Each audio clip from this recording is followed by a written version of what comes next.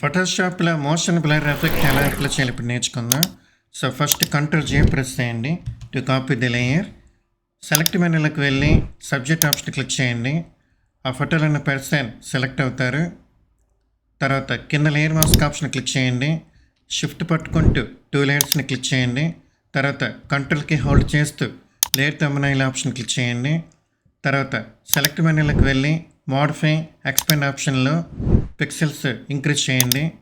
తర్వాత first layer click చేసి Shift+F5 key press చేయండి. కాంటెంట్ ఎవర్ ఆప్షన్ ఓకే చేయండి.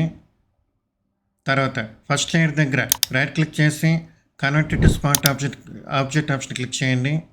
తర్వాత Ctrl+D ప్రెస్ చేయండి. తర్వాత ఫిల్టర్ మెనూలోకి వెళ్ళి బ్లర్ ఆప్షన్ క్లిక్ చేయండి. అందులో మోషన్ బ్లర్ ఆప్షన్కి వెళ్ళండి. ఓకే చేయండి. డన్.